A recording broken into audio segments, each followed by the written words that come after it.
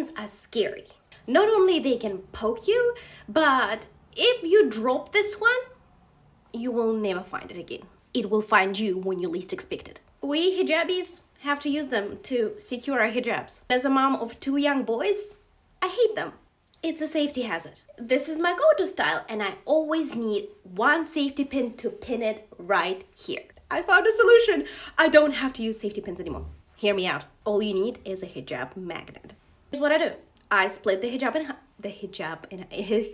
magnet in half. I style my hijab exactly how I want it to be styled. I put one half of the hijab magnet